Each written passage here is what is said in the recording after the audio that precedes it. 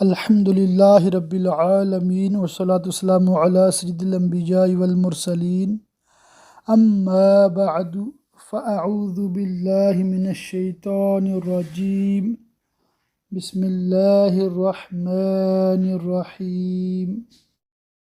آج ہم بہار شریعت حصہ اول عقائد متعلقہ نبوت یہ ہم پڑھیں گے انشاءاللہ تعالی۔ صفحہ نمبر 28 مطبوعہ مکتبۃ المدینہ، پیشکش مجلس المدینۃ العلمیہ۔ پچھلے سبق میں کئی لوگوں نے یہ غلطی کی تھی کہ انہوں نے نیچے جو دیا گیا حاشیہ ہے نا وہ بھی پڑھ ڈالا، اور بعض نے اعتراض بھی کیا تھا بھی یہ بہت چھوٹا لکھا ہوا پڑھا نہیں جا رہا، تو آپ نے نیچے والا حاشیہ نہیں پڑھنا۔ یہ جو لائن لگی ہوئی ہے نا عقیدے کے بعد، نیچے سارا ریفرنس ہوتا ہے، حوالے جات ہیں، بعض عربی عبارات کے ترجمے لکھے ہیں، بعض کے نہیں لکھے ہوئے، یہ آپ نے نہیں پڑھنے۔ یہ آپ کے صرف ریفرنس کے لیے ہے کہ یہ جو عقیدہ بہار شریعت میں بیان ہوا ہے یہ قرآن میں کہاں ہے، حدیث میں کہاں ہے، اور ہماری جو عربی کتب ہیں عقائد کے حوالے سے، سیرت کے حوالے سے، ان میں یہ بات کہاں کہاں درج ہے۔ تو آڈیو کو بغور سماعت فرمائیں گے نا تو آپ کو پتہ چل جائے گا کہ کتنا پڑھنا ہے انشاءاللہ تعالی۔ مسلمان کے لیے جس طرح ذات و صفات کا جاننا ضروری ہے، یعنی کہ اللہ تعالیٰ کی ذات اور صفات کا جاننا ضروری ہے کہ کسی ضروری کا انکار یا محال کا اثبات اسے کافر نہ کر دے، اسی طرح یہ جاننا بھی ضروری ہے کہ نبی کے لیے کیا جائز ہے اور کیا واجب اور کیا محال ہے، کہ واجب کا انکار اور محال کا اقرار موجب کفر ہے، اور بہت ممکن ہے کہ آدمی نادانی سے خلاف عقیدہ رکھے یا خلاف بات زبان سے نکالے اور ہلاک ہو جائے۔ عقیدہ نمبر 1، نبی اس بشر کو کہتی ہیں جسے اللہ تعالیٰ نے ہدایت کے لیے وحی بھیجی ہو، اور رسول بشر ہی کے ساتھ خاص نہیں بلکہ ملائکہ میں بھی رسول ہیں۔ یہ جو عقیدہ نمبر 1 ہے یہ اپنا بخاری شریف جو ہم نزہۃ القاری شرح بخاری پڑھ رہے ہیں نا حدیث، آج یعنی کہ یسٹرڈے کے سبق میں جو لیسن نمبر 2 ہے اس میں بھی یہ عقیدہ بیان ہوا ہے کہ نبی اس بشر کو کہتے ہیں جسے اللہ تعالیٰ نے ہدایت کے لیے وحی بھیجی ہو، اور رسول بشر ہی کے ساتھ خاص نہیں بلکہ ملائکہ میں بھی رسول ہیں۔ عقیدہ نمبر 2، انبیاء سب بشر تھے اور مرد، نہ کوئی جن نبی ہوا نہ عورت۔ یہ آپ کو پتہ ہونا چاہیے کہ جنات میں بھی مسلمان بھی ہیں کافر بھی ہیں، پھر مسلمان جنات جو ہیں ان میں بھی فرقے ہیں جس طرح انسانوں میں فرقے ہیں۔ تو انبیاء کرام علیہ السلام سب جو ہیں وہ انسانوں میں مبعوث کیے گئے، اور صرف جو مرد ہیں انہی کو یہ سعادت ملی ہے، کبھی بھی کوئی عورت نبی نہیں ہوئی۔ عقیدہ نمبر 3، اللہ عز و جل پر نبی کا بھیجنا واجب نہیں، اس نے اپنے فضل و کرم سے لوگوں کی ہدایت کے لیے انبیاء بھیجے۔ یہ جو لکھا آ رہا ہے نا 1 2 3 4، یہ نیچے ریفرنس لکھے ہوئے ہیں کہ یہ جو جملہ ہے، یہ جو عقیدہ ہے، یہ کہاں سے ثابت ہے۔ عقیدہ نمبر 4، نبی ہونے کے لیے اس پر وحی ہونا ضروری ہے، خواہ فرشتہ کی معرفت ہو یا بلا واسطہ۔ بلا واسطہ مطلب ڈائریکٹ اللہ تعالیٰ کی طرف سے۔ عقیدہ نمبر 5، بہت سے نبیوں پر اللہ تعالیٰ نے صحیفے اور آسمانی کتابیں اتاری، ان میں سے 4 کتابیں بہت مشہور ہیں: تورات حضرت موسیٰ علیہ السلام پر، زبور حضرت داؤد علیہ السلام پر، انجیل حضرت عیسیٰ علیہ السلام پر، قرآن عظیم کہ سب سے افضل کتاب ہے، سب سے افضل رسول حضور پر نور احمد مجتبی محمد مصطفیٰ صلی اللہ تعالی علیہ وسلم پر۔ کلام الہی میں بعض کا بعض سے افضل ہونا اس کے یہ معنی ہے کہ ہمارے لیے اس میں ثواب زیادہ ہے، ورنہ اللہ عز و جل ایک، اس کا کلام ایک، اس میں افضل و مفضول کی گنجائش نہیں۔ عقیدہ نمبر 6، سب آسمانی کتابیں اور صحیفے حق ہیں اور سب کلام اللہ ہیں، ان میں جو کچھ ارشاد ہوا سب پر ایمان ضروری ہے، مگر یہ بات البتہ ہوئی کہ اگلی کتابوں کی حفاظت اللہ تعالیٰ نے امت کے سپرد کی تھی، ان سے اس کا حفظ نہ ہو سکا، کلام الہی جیسا اترا تھا ان کے ہاتھوں میں ویسا باقی نہ رہا، بلکہ ان کے شریروں نے تو یہ کیا کہ ان میں تحریفیں کر دیں، یعنی اپنی خواہش کے مطابق گھٹا بڑھا دیا۔ لہٰذا جب کوئی بات ان کتابوں کی ہمارے سامنے پیش ہو تو اگر وہ ہماری کتاب کے مطابق ہے، یعنی قرآن کے مطابق ہے، ہم اس کی تصدیق کریں گے، اور اگر مخالف ہے تو یقین جانیں گے کہ یہ ان کی تحریفات سے ہے، اور اگر موافقت مخالفت کچھ معلوم نہیں تو حکم ہے کہ ہم اس بات کی نہ تصدیق کریں نہ تکذیب، بلکہ یوں کہیں کہ آمنت باللہ وملائکتہ وکتبہ ورسلہ، اللہ عز وجل اور اس کے فرشتوں اور اس کی کتابوں اور اس کے رسولوں پر ہمارا ایمان ہے۔ عقیدہ نمبر 7، چونکہ یہ دین ہمیشہ رہنے والا ہے، لہٰذا قرآن عظیم کی حفاظت اللہ عز وجل نے اپنے ذمہ رکھی۔ فرماتا ہے اِنَّا نَحْنُ نَزَّلْنَا الذِّكْرَ وَإِنَّا لَهُ لَحَافِظُونَ، بے شک ہم نے قرآن اتارا اور بے شک ہم اس کے ضرور نگہبان ہیں، لہٰذا اس میں کسی حرف یا نقطہ کی کمی بیشی محال ہے۔ اگرچہ تمام دنیا اس کے بدلے پر جمع ہو جائے تو جو یہ کہے کہ اس میں کے کچھ پارے یا صورتیں یا آیتیں بلکہ ایک حرف بھی کسی نے کم کر دیا یا بڑھا دیا یا بدل دیا، قطعاً کافر ہے کہ اس نے اس آیت کا انکار کیا جو ہم نے ابھی لکھی۔ عقیدہ نمبر 8، قرآن مجید کتاب اللہ ہونے پر اپنے آپ دلیل ہے کہ خود اعلان کے ساتھ کہہ رہا ہے۔ ترجمہ، اگر تم کو اس کتاب میں جو ہم نے اپنے سب سے خاص بندے یعنی محمد صلی اللہ تعالی علیہ وسلم پر اتاری کوئی شک ہو تو اس کی مثل کوئی چھوٹی سی صورت کہلاؤ اور اللہ کے سوا اپنے سب حمایتیوں کو بلا لو اگر تم سچے ہو۔ تو اگر ایسا نہ کر سکو، اور ہم کہہ دیتے ہیں ہرگز ایسا نہ کر سکو گے، تو اس آگ سے ڈرو جس کا ایندھن آدمی اور پتھر ہے، جو کافروں کے لیے تیار کی گئی ہے۔ لہٰذا کافروں نے اس کے مقابلہ میں جی توڑ کوششیں کی مگر اس کی مثل ایک سطر یعنی ایک لائن نہ بنا سکے نہ بنا سکیں۔ مسئلہ، اگلی کتابیں انبیاء ہی کو زبانی یاد ہوتی، قرآن عظیم کا معجزہ ہے کہ مسلمانوں کا بچہ بچہ یاد کر لیتا ہے۔ قرآن عظیم کی 7 قراءتیں سب سے زیادہ مشہور اور متواتر ہیں، ان میں معاذ اللہ کہیں اختلاف معنی نہیں، وہ سب حق ہیں۔ اس میں امت کے لیے آسانی یہ ہے کہ جس کے لیے جو قراءت آسان ہو وہ پڑھے، اور حکم یہ ہے کہ جس ملک میں جو قراءت رائج ہے عوام کے سامنے وہی پڑھی جائے، جیسے ہمارے ملک میں قراءت عاصم بروایت حفص کہ لوگ ناواقفی سے انکار کریں گے اور وہ معاذ اللہ کلمہ کفر ہوگا۔ عقیدہ 10، قرآن مجید نے اگلی کتابوں کے بہت سے احکام منسوخ کر دیے، یوں ہی قرآن مجید کی بعض آیتوں نے بعض آیت کو منسوخ کر دیا۔ عقیدہ نمبر 11، نسخ کا مطلب یہ ہے کہ بعض احکام کسی خاص وقت تک کے لیے ہوتے ہیں مگر یہ ظاہر نہیں کیا جاتا کہ یہ حکم فلاں وقت تک کے لیے ہے۔ جب میعاد پوری ہو جاتی ہے تو دوسرا حکم نازل ہوتا ہے جس سے بظاہر یہ معلوم ہوتا ہے کہ وہ پہلا حکم اٹھا دیا گیا، اور حقیقتاً دیکھا جائے تو اس کے وقت کا ختم ہو جانا بتایا گیا۔ منسوخ کے معنی بعض لوگ باطل ہونا کہتے ہیں، یہ بہت سخت بات ہے۔ احکام الہیہ سب حق ہیں، وہاں باطل کی رسائی کہاں۔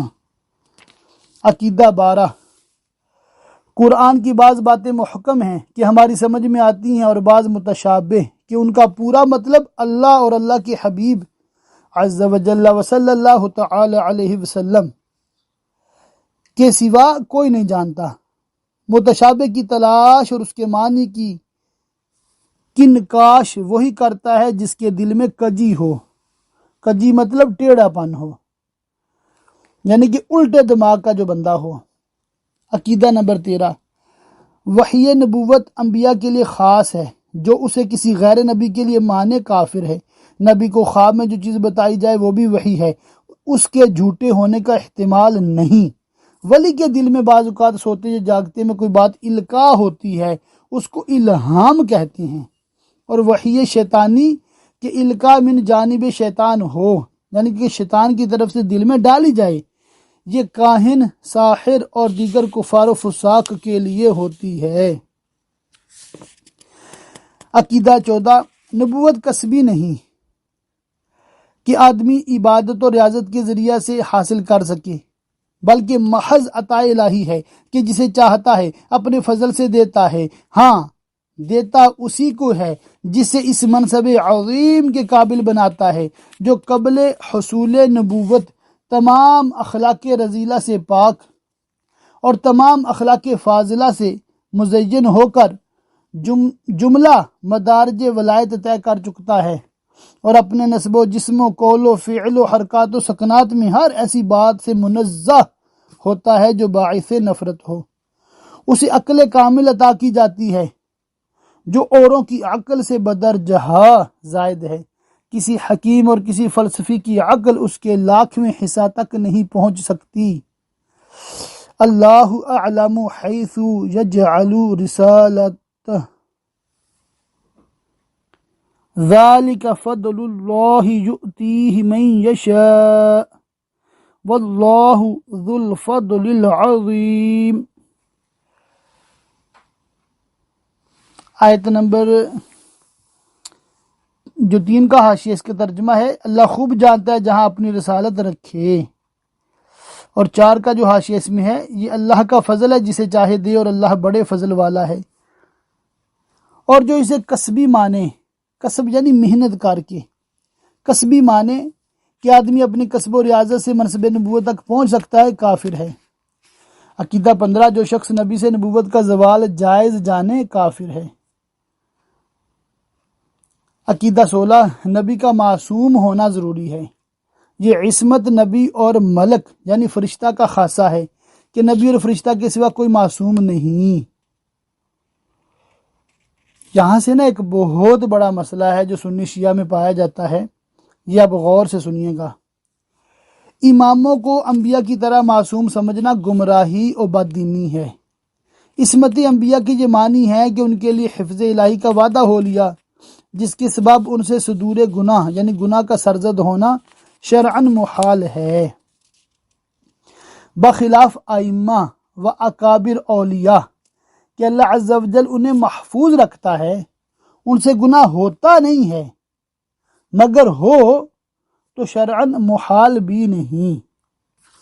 عقیدہ 17، انبیاء علیہ السلام شرک و کفر اور ہر ایسے امر سے جو خلق کے لیے باعث نفرت ہو، جیسے کذب و خیانت و جہل وغیرہ، صفات ذمیمہ، ذمیمہ یعنی قابل مذمت، صفات ذمیمہ سے نیز ایسے افعال سے جو وجاہت اور مروت کے خلاف ہیں، قبل نبوت اور بعد نبوت بالاجماع معصوم ہیں، یعنی کہ بچے ہوئے ہیں، اور کبائر سے بھی مطلقاً معصوم ہیں، کبیرہ گناہوں سے۔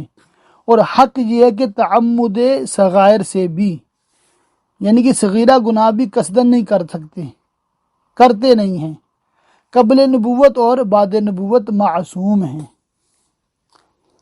یہاں پر لفظ معصوم کی جو تعریف ہے اس کو دوبارہ سن لیں۔ عصمت انبیاء کی یہ معنی ہے کہ ان کے لیے حفظ الہی کا وعدہ ہو لیا، جس کے سبب ان سے صدور گناہ شرعاً محال ہے۔ عقیدہ نمبر 18، اللہ تعالیٰ نے انبیاء علیہ السلام پر بندوں کے لیے جتنے احکام نازل فرمائے انہوں نے وہ سب پہنچا دیے۔ جو یہ کہے کہ کسی حکم کو کسی نبی نے چھپا رکھا، تقیہ یعنی خوف کی وجہ سے یا اور کسی وجہ سے نہ پہنچایا، کافر ہے۔ یہ ہم تقیہ کے بارے میں شیعہ کا عقیدہ پڑھ رہے تھے نا، شاید تفسیر میں پڑھا تھا، تو اس کے بارے میں حکم بھی یہاں سے جان لیں عقیدہ نمبر 18 میں، کہ جو یہ کہے کہ کسی حکم کو کسی نبی نے چھپا رکھا، تقیہ یعنی خوف کی وجہ سے یا اور کسی وجہ سے نہ پہنچایا، کافر ہے۔ عقیدہ 19 احکام تبلیغیہ میں انبیاء سے سہو و نسیان محال ہے۔ سہو مطلب غلطی، نسیان مطلب بھول جانا، یہ محال ہے۔ عقیدہ 20 ان کے جسم کا برس و جزام وغیرہ ایسے امراض سے جن سے تنفر ہوتا ہے پاک ہونا ضروری ہے۔ عقیدہ 21 اللہ عز و جل نے انبیاء علیہ السلام کو اپنے غیوب پر اطلاع دی، یعنی کہ غیب پر اطلاع دی۔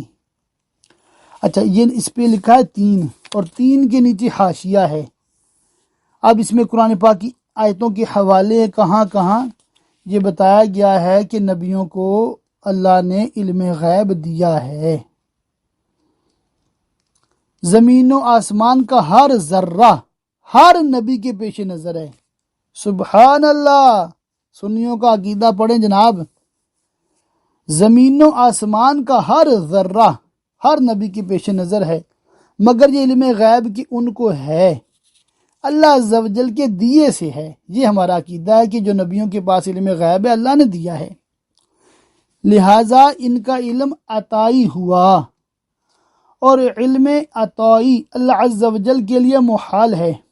ظاہر اللہ کو تو کوئی عطا نہیں کر سکتا، یہ اللہ کے لیے محال ہے کہ اس کی کوئی صفت کوئی کمال کسی کا دیا ہوا نہیں ہو سکتا، بلکہ ذاتی ہے۔ جو لوگ انبیاء بلکہ سید الانبیاء صلی اللہ تعالی علیہ وعلیہم وسلم سے مطلق علم غیب کی نفی کرتے ہیں، وہ قرآن عظیم کی اس آیت کے مصداق ہیں۔ أَفَتُؤْمِنُونَ بِبَعْضِ الْكِتَابِ وَتَكْفُرُونَ بِبَعْضٍ، یعنی قرآن عظیم کی بعض باتیں مانتے ہیں اور بعض کے ساتھ کفر کرتے ہیں۔ کہ آیت نفی دیکھتے ہیں، یعنی کہ جن آیتوں میں نفی ہے نا علم غیب کی، وہ دیکھتے ہیں، اور ان آیتوں سے جن میں انبیاء علیہ السلام کو علم غیب عطا کیا جانا بیان کیا گیا ہے انکار کرتے ہیں، حالانکہ نفی و اثبات دونوں حق ہیں۔ کہ نفی جو ہے علم ذاتی کی ہے کہ یہ خاصہ الوہیت ہے، یعنی کہ اللہ کا خاصہ ہے، اس بات عطائی کا ہے کہ یہ انبیاء ہی کی شایان شان ہے، اور منافی الوہیت ہے۔ اور یہ کہنا کہ ہر ذرہ کا علم نبی کے لیے مانا جائے تو خالق اور مخلوق کی مساوات یعنی برابری لازم آئے گی، یہ باطل محض ہے۔ کہ مساوات تو جب لازم آئے کہ اللہ عز و جل کے لیے بھی اتنا ہی علم ثابت کیا جائے، اور یہ نہ کہے گا مگر کافر، یعنی کہ کافر ہی ہوگا جو یہ کہے گا کہ نبی اور اللہ کا علم برابر ہے۔ ہم نہیں کہتے۔ ذرات عالم متناہی ہیں اور اس کا علم غیر متناہی، اللہ کا علم غیر متناہی، کوئی لمٹ ہی نہیں ہے، ورنہ جہل لازم آئے گا، اور یہ محال کہ خدا جہل یعنی جہالت سے پاک۔ نیز ذاتی اور عطائی کا فرق بیان کرنے پر بھی مساوات کا الزام دینا صراحتاً ایمان و اسلام کے خلاف ہے۔ کہ اس فرق کے ہوتے ہوئے مساوات ہو جایا کرے تو لازم کہ ممکن و واجب وجود میں معاذ اللہ مساوی ہو جائیں، کہ ممکن بھی موجود ہے اور واجب بھی موجود، اور وجود میں مساوی کہنا صریح کفر کھلا شرک ہے۔ انبیاء علیہ السلام غیب کی خبر دینے کے لیے ہی آتے ہیں کہ جنت و نار و حشر و نشر و عذاب و ثواب غیب نہیں تو اور کیا ہیں۔ یہ دیکھیے جو کہتے ہیں نا علم غیب نہیں ہے نبیوں کو، ان سے بندہ پوچھے کہ جنت ہم نے دیکھی نظر آ رہی ہے؟ نہیں آ رہی نظر، تو کیا ہے؟ غیب۔ دوزخ نار یعنی آگ، یہ بھی غیب۔ قیامت حشر جو ہوگا نشر ہوگا، یہ بھی غیب۔ قبر کا عذاب، آخرت کا عذاب، پھر نیکیوں کا ثواب، یہ کیا ہے؟ سب تو غیب ہیں۔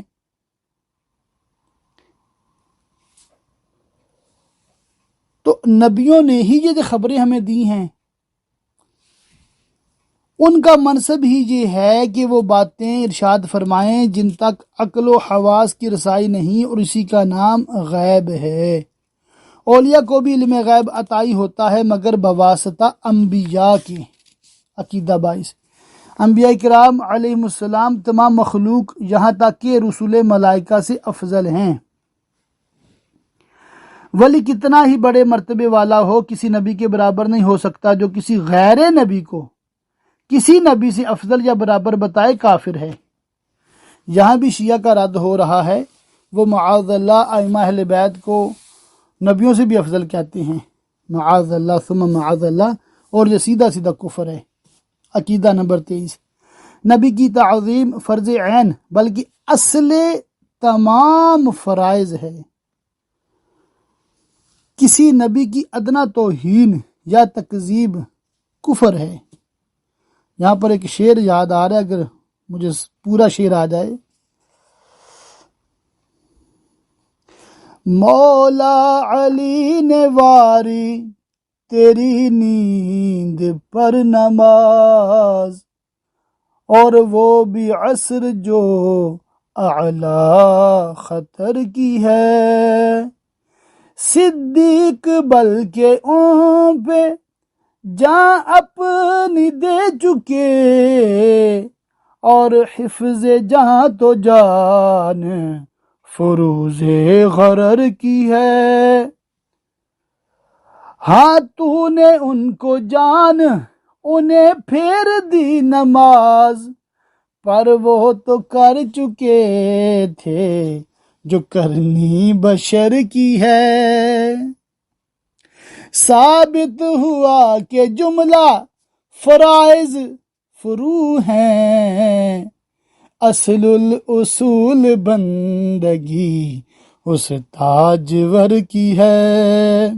صلی اللہ علیہ وآلہ وسلم ورضی اللہ تعالی عنہما۔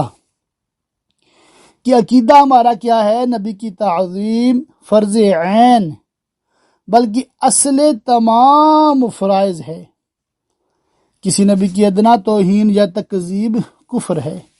عقیدہ نمبر 24، حضرت آدم علیہ السلام سے ہمارے حضور سید عالم صلی اللہ تعالی علیہ وسلم تک اللہ تعالیٰ نے بہت سے نبی بھیجے، بعض کا صریح ذکر قرآن مجید میں ہے اور بعض کا نہیں، جن کے اسماء طیبہ بالتصریح قرآن مجید میں ہیں وہ یہ ہیں: حضرت آدم علیہ السلام، حضرت نوح علیہ السلام، حضرت ابراہیم علیہ السلام،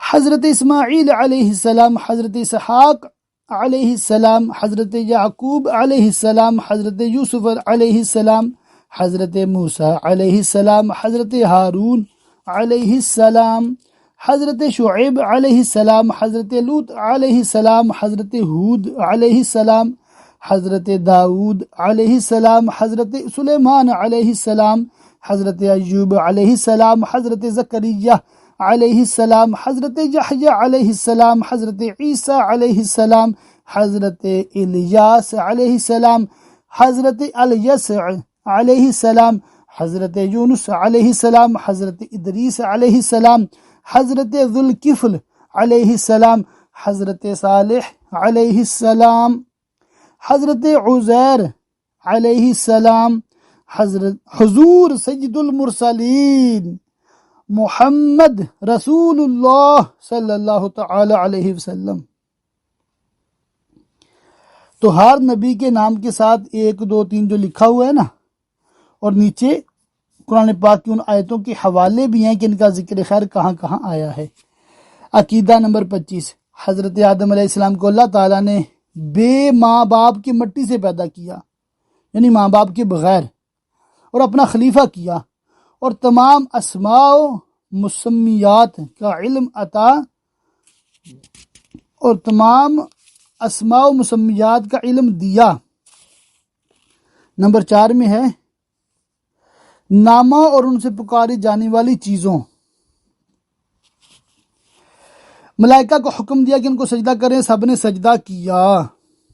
شیطان کی از قسم جن تھا، یعنی جنات میں ہے، مگر بہت بڑا عابد زاہد تھا، یہاں تک کہ گروہ ملائکہ میں اس کا شمار تھا۔ با انکار پیش آیا، اس نے انکار کر دیا، ہمیشہ کے لیے مردود ہوا۔ عقیدہ 26، حضرت آدم علیہ السلام سے پہلے انسان کا وجود نہ تھا، بلکہ سب انسان انہی کی اولاد ہیں، اسی وجہ سے انسان کو آدمی کہتے ہیں، یعنی اولاد آدم۔ حضرت آدم علیہ السلام کو ابو البشر کہتے ہیں، یعنی سب انسانوں کے باپ۔ تو الحمدللہ آج ہم نے سیکھا بھی آدمی کو آدمی کیوں کہتے ہیں، اس لیے کہ وہ آدم کی اولاد ہے۔ سبحان اللہ۔ عقیدہ نمبر 27، سب میں پہلے نبی حضرت آدم علیہ السلام ہوئے، اور سب میں پہلے رسول جو کفار پر بھیجے گئے حضرت نوح علیہ السلام ہیں۔ انہوں نے 950 برس ہدایت فرمائی۔ ان کے زمانہ کے کفار بہت سخت تھے، ہر قسم کی تکلیفیں پہنچاتے، استہزاء کرتے۔ اتنے عرصہ میں گنتی کے لوگ مسلمان ہوئے، باقیوں کو جب ملاحظہ فرمایا کہ ہرگز اصلاح پذیر نہیں، ہٹ درمی اور کفر سے باز نہ آئیں گے، مجبور ہو کر اپنے رب کے حضور ان کے ہلاک کی دعا کی۔ طوفان آیا اور ساری زمین ڈوب گئی، صرف وہ گنتی کے مسلمان اور جانور کا ایک جوڑا جو کشتی میں لے لیا گیا تھا بچ گئے۔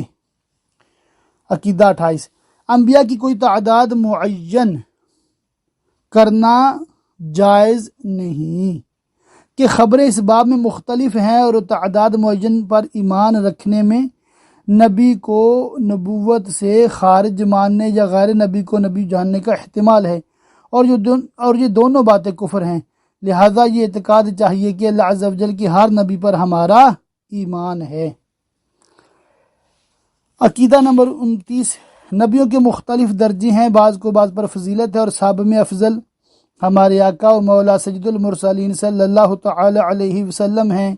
حضور صلی اللہ تعالی علیہ وسلم کے بعد سب سے بڑا مرتبہ حضرت ابراہیم خلیل اللہ علیہ السلام کا ہے، پھر حضرت موسیٰ علیہ السلام، پھر حضرت عیسیٰ علیہ السلام اور حضرت نوح علیہ السلام کا۔ ان حضرات کو مرسلین اولو العزم کہتے ہیں۔ اولو العزم مطلب بلند و بالا، عزت و عظمت اور حوصلہ والے۔ اور یہ پانچوں حضرات باقی تمام انبیاء و مرسلین انس و ملک، یعنی کہ انسانوں اور فرشتوں میں جو مرسلین ہوئے، وہ جن اور جمیع مخلوقات الہی سے افضل ہیں۔ جس طرح حضور صلی اللہ تعالی علیہ وسلم تمام رسولوں کے سردار اور سب سے افضل ہیں، بلا تشبیہ حضور صلی اللہ تعالی علیہ وسلم کے صدقہ میں حضور صلی اللہ تعالی علیہ وسلم کی امت تمام امتوں سے افضل۔